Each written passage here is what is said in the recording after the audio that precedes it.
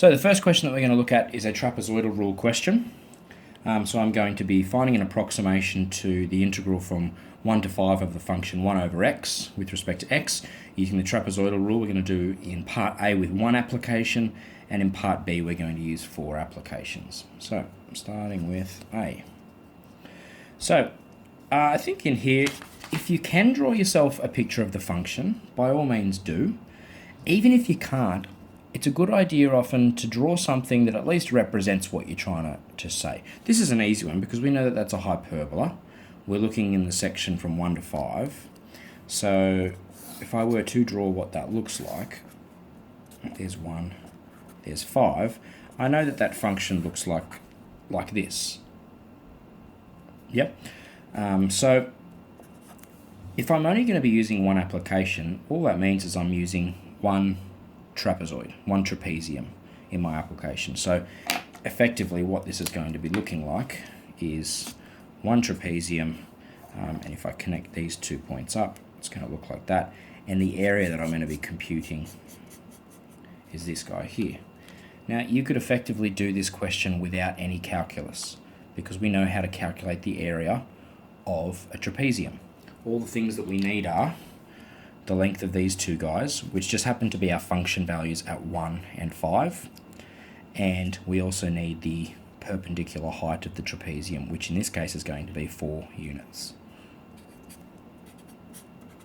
Okay, so one application is quite simple. We just need our function values. So on this guy here, we're going to be evaluating this function being 1 on x. We're going to be evaluating that at x equals 1 and at x equals 5. So if we were to go and do that, that's going to be 1 over 1, so that's 1, and this guy's going to be 1 over 5, so that's 1 over 5. So if we were to now go and use that information to calculate the area of that trapezium, we can do this without calculus, and we can write that as area is, of course we're using the approximately equals because this is an approximation, is equal to h over 2, so that's the height of the perpendicular. So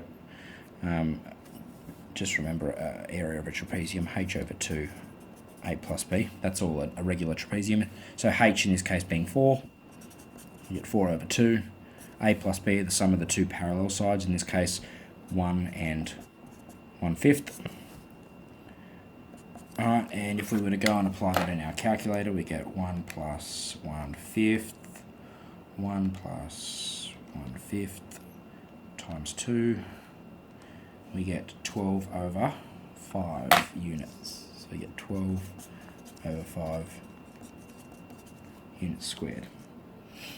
Alright, so that's a nice simple application. The next one, which wants us to use 4 applications, and what that means is it wants us to split that rather than one trapezium, it wants us to use 4 trapeziums. Right, so I'm going to draw another picture that represents this.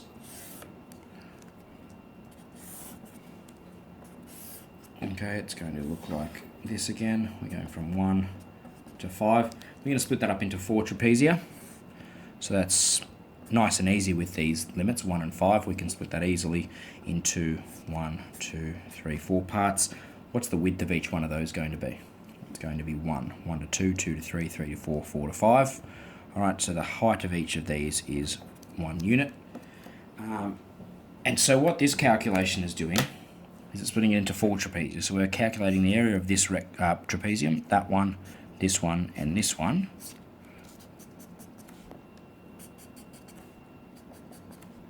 These 4, and simply adding the areas together. And again, if you really wanted to, you could do this without using the trapezoid rule formula. It can be done without that, just simply by doing 4 separate areas. But of course, remember that some of the things that we do require for all of this are going to be the function values at all of these points along here. So to do that, we first of all need to decide where along the x-axis these trapezia are starting. So if obviously they have a width of 1, this is going to be at 2, 3, 4, and obviously 5. So we need to find our function values. From the previous question, we already know that the function value here is 1/5. We already know that this guy is 1. We just now need to know what this guy is, what this guy is, and what this guy is.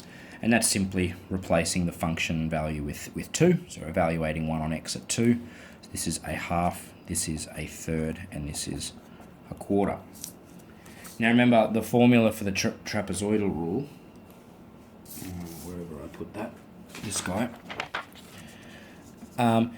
it says the width of each trapezium divided by 2, then it's the first and the last because we only use those once each, and then 2 times the rest.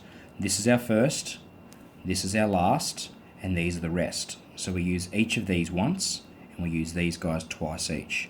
So in that calculation, in that formula, it is h over 2, first plus last plus 2 times the rest.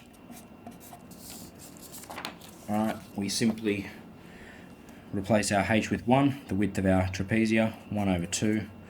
Then I've got the first plus last, that's 1 and 1/5. We've got 2 times the rest, which is a third plus a quarter. And a half, I missed a half. Like that. Type that all into our calculator. This is the most unimportant part of it. So 1 plus 1/5 plus 2 times a half. Let me do this in front of you if you really want to. Times a half plus a third plus a quarter. And that was all times by a half out the front. So times 1/2 equals 101 over 60. So area is approximately 101 over 60.